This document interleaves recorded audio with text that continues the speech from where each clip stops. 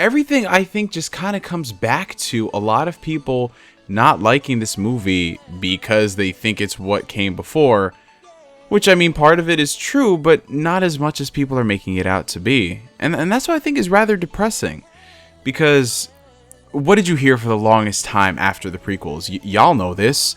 Oh man, I hate the prequels. Man, they were doing so many things that they didn't need to do. When they do episode 7, like, what's the one thing you heard so many people say? We need to go back to basics. We need to go back to what made Star Wars great. What made Star Wars great? It was X, Y, and Z. Okay, if they're gonna do a new Star Wars movie, they gotta do this. New Star Wars movie, they do X, Y, and Z. And it's like, oh, no, it's too much like the old movies, when it's really not. And I don't know, it just comes back to people like not being able to please everybody when this is exactly what everybody wanted. They wanted something that was a good reassurance that Star Wars is in the right hands.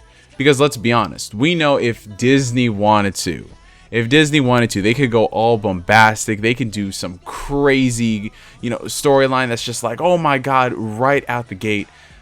But realistically, that wouldn't work, because this is introducing not only a new storyline, but this is for it's crazy, because every time they release a Star Wars movie, there's a new generation of kids who are able to watch it.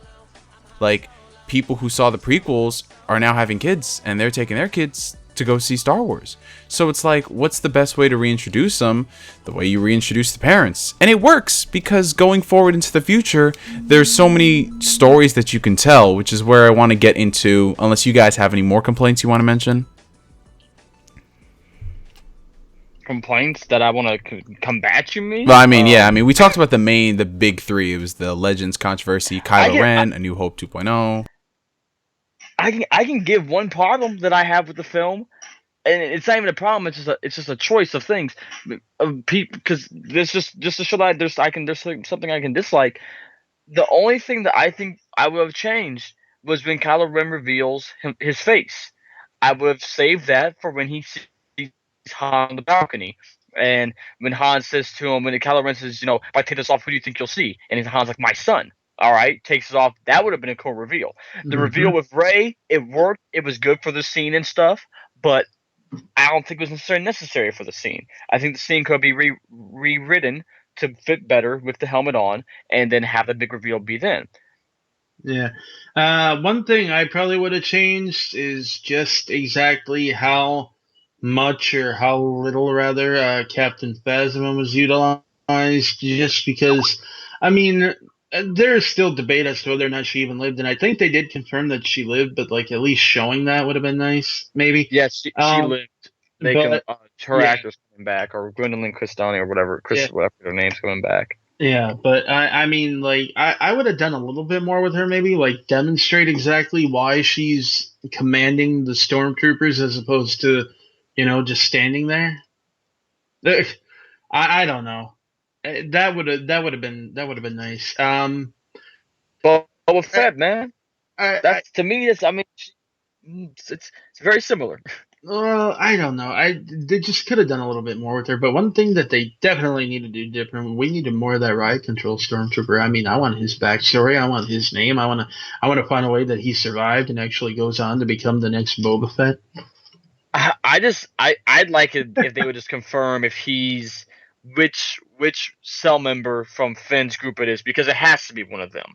Because 2003 was the one that died, that Finn that got the blood wiped on the mask, and then there's the other two numbers which I forget because I've been reading before the Awakening as of late, and it has to be one of the two of them. And one of them is more aggressive in the training with the riot control, so I'm gonna guess it's him. But it's at the same time just like I want to know which one it is, because it had to be one of those two that saw him and was like, oh, I know, just the way he reacted. Like, it wasn't just oh, hey, a traitor. He seemed personally offended.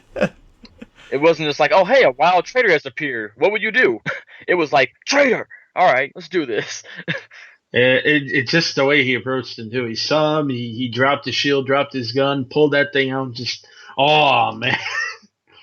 There's a reason that people love that scene so much, and I actually, I mean, I've always believe that a lot of the memes about stormtroopers sadly have. I mean, memes can be funny. They can, but then it becomes a point where a meme stops being a meme and basically becomes quote unquote LOL facts. And there's always been this thing, stormtroopers suck. They can't hit anything. They're completely ineffectual, and it's actually not true. But I mean, they were very deadly, and I think that one scene actually kind of reinforced and made people realize, hey, these guys actually are really deadly and Yeah, serious. it's come full circle to Obi-Wan's comments in A New Hope about these blaster points. Too accurate for sand people. Only Imperial stormtroopers could be so precise. Getting a little choked up there, Adam. I'm just having to make sure I'm not gonna. Let's start laughing at Obi-Wan telling these, truths from a certain point of view. But But I mean, really, when you get down to it, though, I mean, the only times they ever really missed was when they were shooting at, the characters that they were actually intentionally allowing to escape. So, I mean, yeah, we got like 4 or 5 of the main characters on the ship. I'm sure we'll be fine. well, I mean, that and the fact that, I mean, even on Endor, they actually managed to tag Leia, so plot armor didn't even hold up fully. No joke. So now that we've covered everything from the complaints towards the film regarding the fan base and personal grievances, things we would have done differently, which admittedly wasn't that much, let's talk about the future. Let's talk about the next 5 years for Star Wars movies. So as it stands right now, in 2016, we have one movie coming out, Star Wars Rogue One, or is it Rogue One, a Star Wars story? I believe that's the official title, right? We'll figure it. They even Disney doesn't know at this point. It's not Star Wars Anthology film, Rogue One. Rogue One, a Star Wars story. Star Wars, Rogue One. The only thing said about it right now is that it's Rogue One. That's and it stars Loki Bay, Felicity Jones. Next year, of course, next May, we have Star Wars Episode 8. And then in 2018, we have the untitled Han Solo anthology film. And then after Anthony and Gruber, we're all gonna cry in that one. Yeah, everyone is. Episode 9, of course, comes out in 2019, and then after that, there have been rumors and speculations. Again, we'll touch more on this later, but there is supposedly a Boba Fett film in the works. Again, we'll talk about that later. Now, at the end of Episode 7, as you guys know, it is revealed that Luke Skywalker is indeed alive, and he's been doing his own thing, and he's been pretty lonely, and he's been really lonely. I haven't seen this dude sign on to PSN in the longest time, so man, we can't.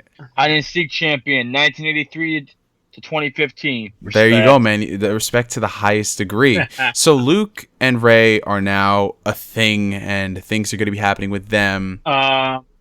Please rephrase. I am not going to rephrase that. You will take that as you will.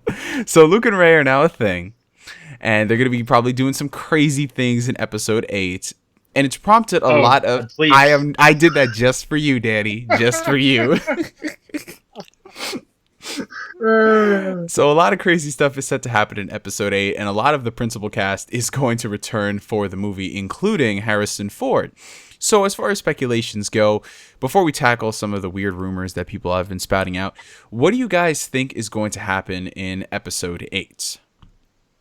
Flashbacks, obviously. But I don't know. I think it's going to be interesting. I mean, we're in a position that we have never really been in Star Wars, so far as I can tell. Certainly in Star Wars canon, and that's that. I mean, we had the First Order successfully wiped out the entire Republic. I mean, the almost all of their fleet gone. The entire governing body gone, along with Hosnian Prime. I mean, it's the whole Hosnian system, as a matter of fact. It's gone. There is nothing left of it. So we now have this big old vacuum of what's going to happen. I mean, who's going to govern things? What are people are going to start to panic? I mean, the Senate is gone. Law and order are gone. I mean, are we going to have emergency elections here? who's to say that people are even going to think the Republic can do anything? I mean, it's pretty clear that they didn't see this coming, and they should have. So are people even going to trust another Republic government again? Are they going to trust another Senate again?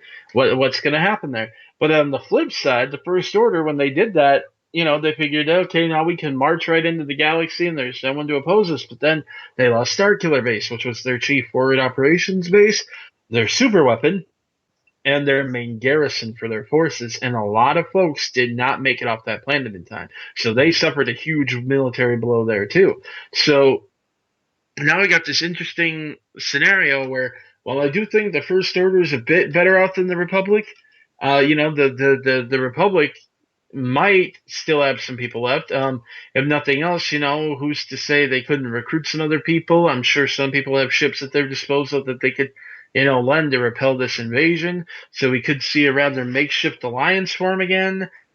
The First Order is going to have some trouble advancing as fast as they would have liked. Are they going to be able to get in quick enough before the power vacuum closes up and someone stands up to oppose them? I mean, this is really a very beautiful storytelling and military scenario that I don't think we've ever actually been seen be able to play out in a Star Wars film before. And I'm very anxious not only for the future films, but for like any books set between these movies. I mean, the first Battlefront book, Twilight Company, that was a beautiful example of war stories from within the Star Wars universe. And I would love to see them continue that, on beyond the original trilogy, into the current trilogy. I'd love to see books set in between there. I want to see some of this stuff happen, like what goes on between films, and some of the skirmishes that happen. Because one thing about the original trilogy is they'd always mention these battles that they'd been through, but they were always off screen and we never got to see them. I want to be able to explore those, and that's one thing that book did, and that's why I love that book. I mean, just even from a purely conceptual point of view. This is in case you couldn't tell, I'm actually a very excited little nerd boy. Okay, moving. Nothing wrong with that.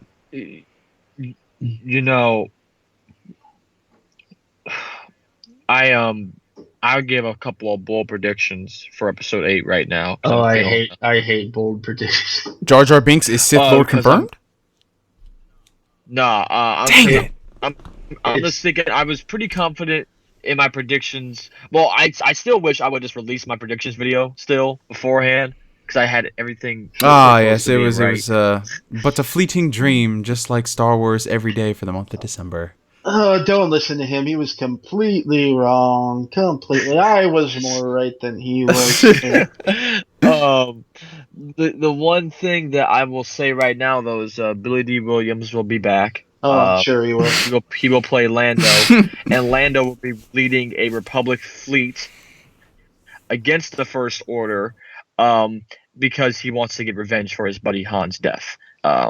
That's my bold prediction. Well, I even have an idea of how that's going to come about too. I mean, Lando, he's always in his different business ventures and everything. Lando's going to wind up having done fairly well for himself at that point and have a few ships at his disposal, whether or not they're for hire as a mercenary service or whether or not they're there to guard his business enterprise. He's still going to have some battleships that he's going to be able to contribute toward that fight.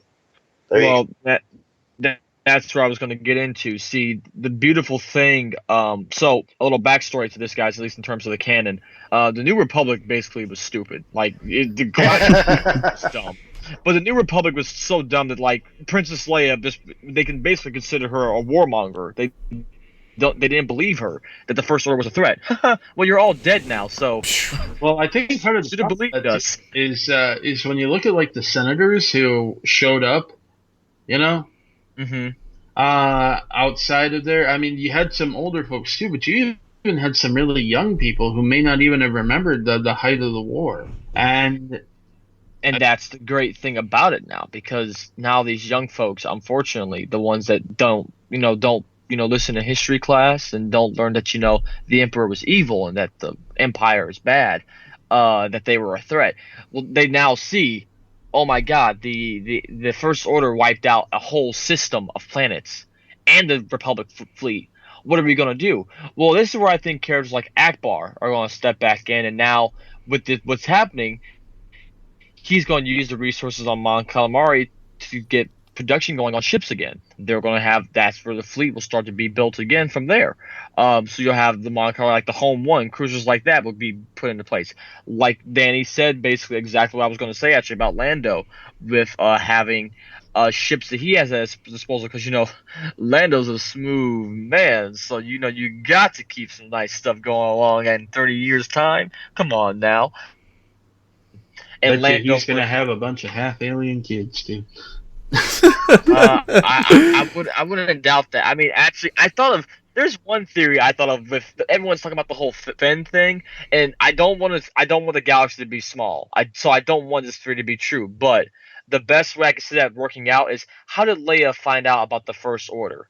Well, because the First Order kidnapped Lando's son and brought him into. But at the same time, like I said, I don't want that. I don't want it to be a thing. That's like a fan. That's like a fan fiction thing. I don't want that to happen. I don't want it to happen at all. But if it were to happen, that's the only way I would be accepting of it.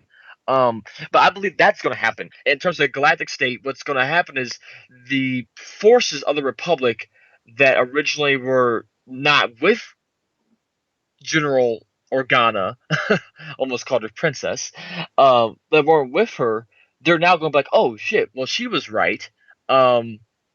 Let's help her out. And so they're going to be in a better position.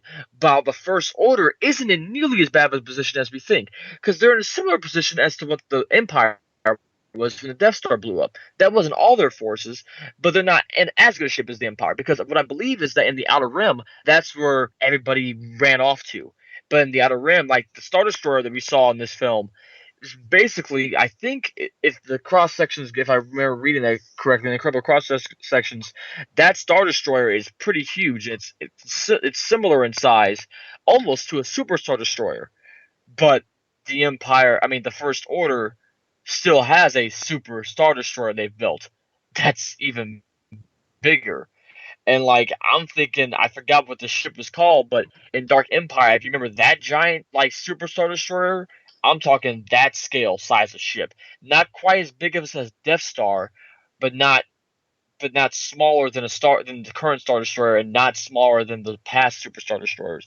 I think the First Order has enough resources out in the Outer Rims that they can to bring in and start bringing a fight.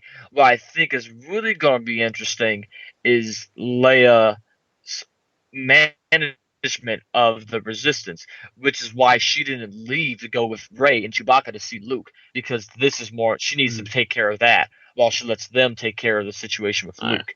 Okay, just a real quick note though. The Star Destroyer, you are correct. It's a lot bigger than an Imperial Star Destroyer. I don't think it's quite as big as a Super Star Destroyer, though. It's twice as big as an Imperial Destroyer. It's called the Resurgent class, and it is outfitted with kyber crystals in its cannons. So that right there, though, that brings up another interesting thing to think about in the future. Where did they get the kyber crystals, and does that have any implications as to what Starkiller Base was originally? That's something that I'm very curious about, because in the galactic mapping of things, that it's Starkiller Base is placed where Ilum used to be. It's very close, but then again, Starkiller Base can also move. So.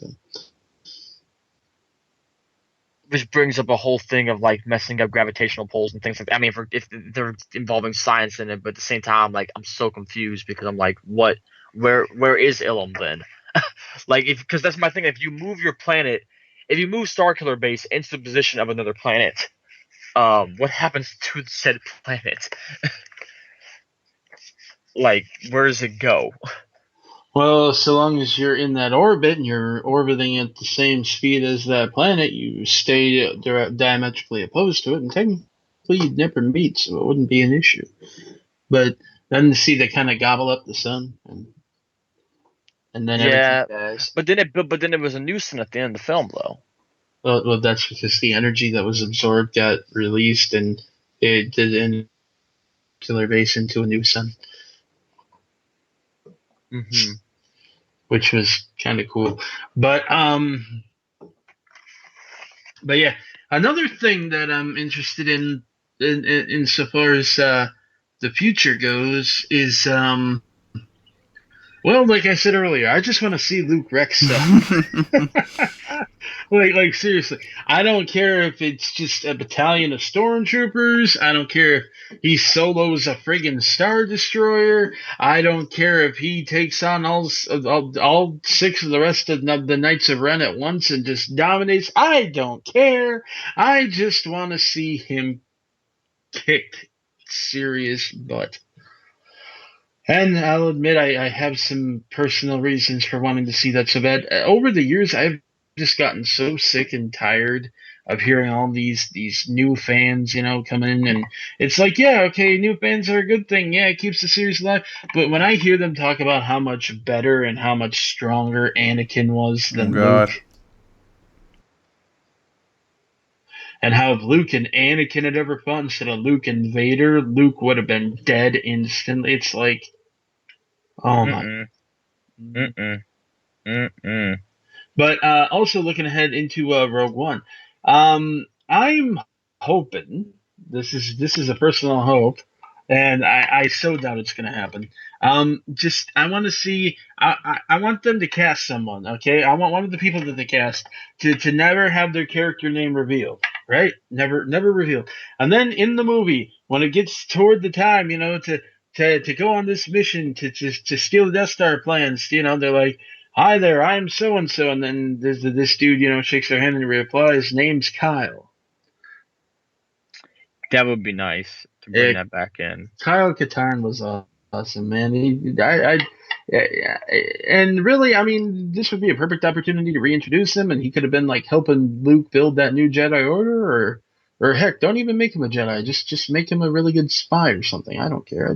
He was an awesome character. It would be great. I totally agree with that, which kind of leads me into what I think can be our final theory in terms of the next film. Oh yeah, then we can move on to the stupid ones. Yeah. Luke is the father of Rey. That's my theory, at least. 'Cause Okay, Maury. originally I was a big oh yeah. Originally I was a big person that came that was very supportive of Luke being of Rey being the twin to Kylo Ren, and them being they were doing the whole solo twins. I was like, this has to be it because of how closely Rey and Han were together. But now with everything that's going to happen, I just personally think there's no way that Rey and Ben can be brother and sister, because with that happening, I just there's just no way they wouldn't have, that would have been, said in that film.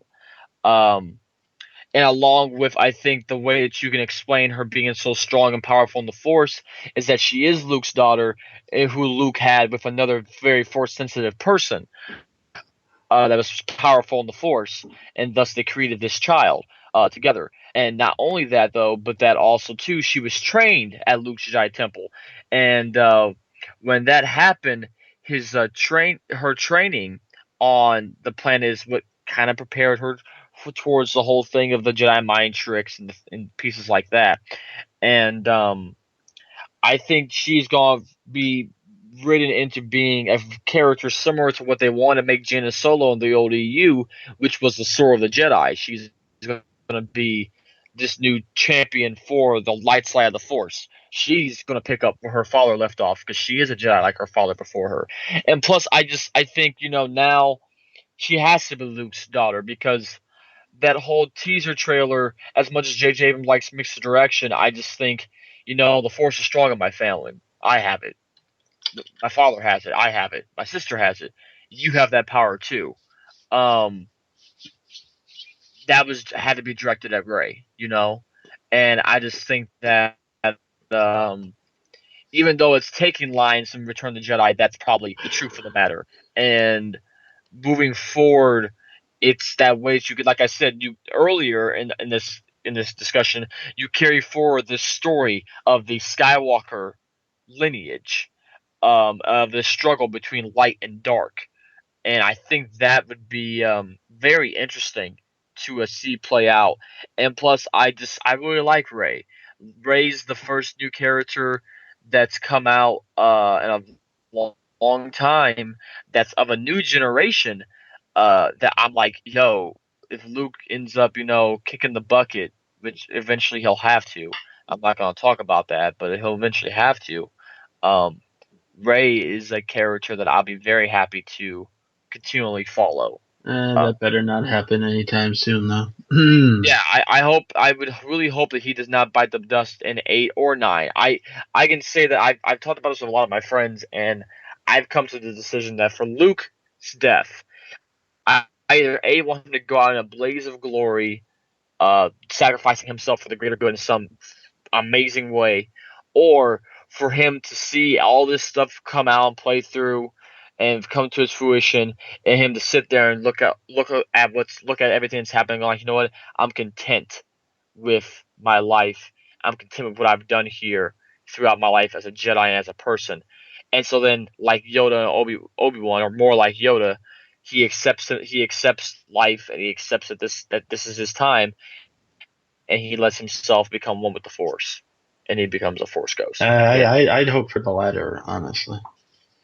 Yeah, I'd take the latter too. That's why I saved it for last. I like that one more because I don't want Luke to die. But yeah, um, Yeah, but as for Rey's parentage, who would the mother be?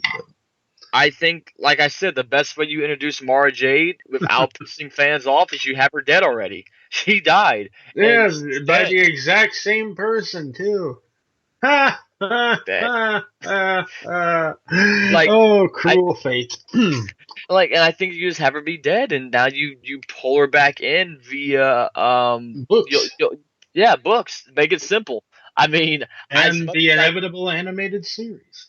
and that's something. I mean, you want to talk about some big hopes I have for that? Ooh, there's a I lot. want to. I'd love to see a long series too, though. Well, I love Honestly. to see a nice series that was animated that was during this time gap, but that the voice actors you got were Mark Hamill, and you got, well, because Mark Hamill will definitely do it, but I'd really like it if you could somehow get all grumpy Ford, or not. No, actually, forget Ford. We got Anthony and Grubar for Oh, Yeah. here we go. Here his we freaking go. Ford's not going. Well, Anthony and Grubar actually had an offer to Well, it's get every movie. it's not just that. It's I mean, as much as I love Harrison and Carrie, they sound older, and since this would be set back when they're younger, that would be a problem. Carrie sounds so much older, Yeah, but she is so much older. But she still which works out though.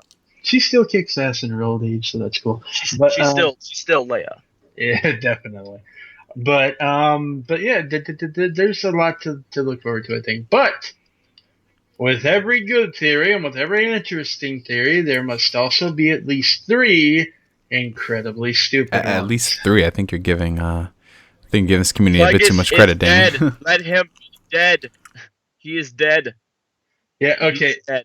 Okay, stupid theory number one, and this is one that sadly is almost becoming accepted fact, and if you don't agree with it, well, then you're just an idiot who can't see the obvious, and that's that Snoke, despite showing absolutely no Sith traits whatsoever, is apparently Darth Plagueis, who somehow was not killed by Palpatine, but instead No, he was killed, Danny, but remember he brought himself back to life. Oh yeah, that's another stupid one. He either somehow survived it or he just brought himself back to life. And just conveniently waited to do it until after Palpatine was gone, because He even though waited over 60 years. Really? Really? yeah, that's the thing. I mean, it's like if and that also kind of doesn't really make sense with the tenets of the Sith, and then anger and revenge and hate and the fact that he would have been betrayed by his apprentice. I mean, look what happened to Palpatine when Maul tried to do that to him. Look what Yeah. Palpatine did to him. He didn't sit around and just hide and wait for Maul to fizzle out. He went straight to Mandalore and whooped his ass personally. Yeah, it's like I Plagueis the Wise. People are using that to like, oh, but he's a wise person, so he let Palpatine do his thing and then come in and try to take all the. No, Anakin said that Obi-Wan was as wise as Master Yoda. It's undead Obi-Wan. But for real, I mean the other stupid thing too. It's not just the wise man. It's the music cue, supposedly. which leads into the other thing. The other thing that Rey is the reincarnation of Anakin Skywalker through the Oh my Force. god. She wasn't. She was another virgin birth, and it's because she has the exact same theme as Anakin's. If you play her theme backwards, Yeah, which but isn't true, but it's funny. it's similar, but it's Okay, not true. but here's the thing: they say that because the same theme played when Palpatine was telling Anakin about Darth Plagueis um and you know what happened to him starts playing when Snoke is talking to Kylo Ren. Therefore, it must mean that you know that was Plagueis' theme, and so therefore, when Plagueis' theme is playing when Snoke is talking, Snoke is Plagueis. Here's the thing: first of all, that's not even actually Plagueis' theme. It's Palpatine's. And number two, the reason that it was played there is because Snoke is doing to Ben what Palpatine was doing to Anakin. He's further, you know, indoctrinating him and pulling him and seducing him. It's meant to be a very, you know, disturbing and heavy and foreboding track. And I mean that's as silly as see what a lot of fans like to refer to as the Force theme and what seems to be almost used as that now is actually not that. It is Obi-Wan's theme, and yet it's used contextually because of the very specific emotions it evokes, not because that character is involved. I mean, by that logic, Rey is Obi-Wan and Luke is Obi-Wan, and you know everyone who's ever used the Force at some point in time, Obi-Wan's been there in the background. We just didn't see him. Photobombing Aaron Rodgers. uh, so he's just you know got his head poking out over a dune somewhere. We just haven't spotted it yet. Uh, but the thing that really gets me is okay, I don't know. This is the stupidest one I've heard. It might not be the stupidest one you heard. So if you have one that you think is as bad or worse, feel free to share. This is the one I didn't want you to hear about until I mentioned it, though. Rey is the granddaughter of Obi-Wan Kenobi, and this is hinted at. Brace yourself. Because she has a British accent. 10 out of 10 theory confirmed. I cannot wait for episode 8. I already know everything about it, so yeah. Oh my god, that makes so much sense. Actually, now that yeah, forget it. She's not Luke's daughter. She's Dude, Obi-Wan's she's got granddaughter. a British accent. I mean, she has to be. She has to be, and you could hear him there. Like, come on, man. Yeah, and not only did you hear Alec Guinness, but you also heard even McGregor. Obviously, it has to be. Yeah, and they did play Obi-Wan's theme. I'm just saying, bro. It's like they're leading us to this. So clear. I mean, forget the fact that the only woman that Obi-Wan ever felt a thing for died childless in the Clone Wars. It clearly happened. He must have just had a one-night stand on Tatooine somewhere, and there you go. That's how it is, man. That's what you got to do. You know, hermits are notorious for knocking up local women who then go to completely different planets. Yep. And yeah, no anymore. I can't joke about it. Adam, did you have any prior knowledge to this theory before we started the podcast? About that theory? People have been talking about that since the rumor came out last year that Obi-Wan's descendants was in this film, and it just recently came back up when Rey's didn't get a confirmation of whoever her family was. Yeah, but did you know that it was clearly because of her accent? No, because the accent part, no, that's stupid. That's above dumb. I think that's so. It's asinine. Just even the thought, like.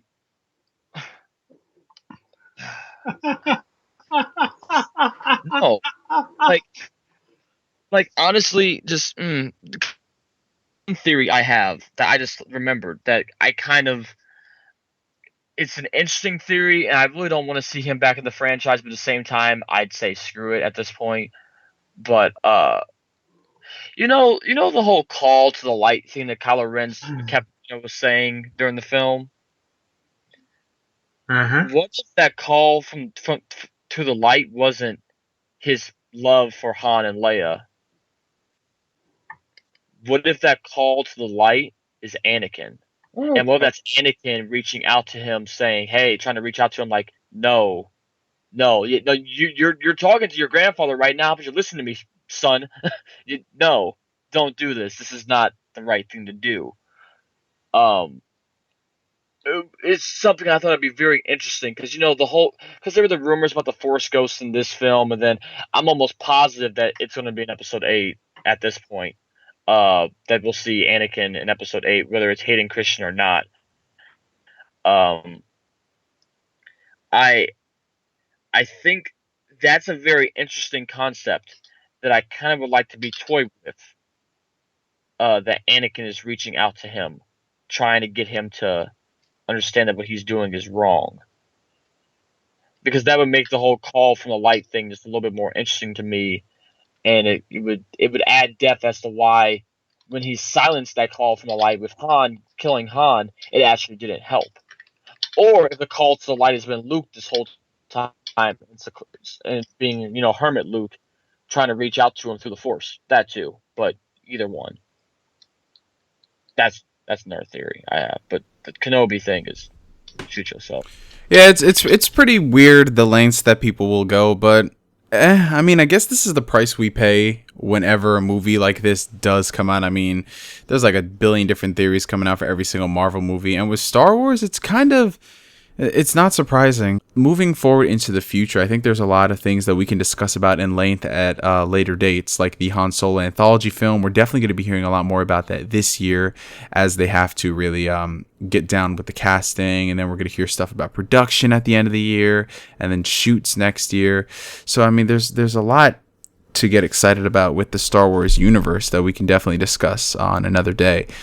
So I want to wrap this video up real quick by thanking both of y'all for participating in this uber extra freaking long discussion. My freaking God, there were so many things to talk about. So thank you guys so much for participating in this. Signing off for Danny D's World and Crazy Star Wars Fan 108. Both of the channels will be down below in the video description for your viewing pleasure. I'm NGS, and I will catch you guys later. Peace. See ya. Peace. May the Force be with you all. And also with you.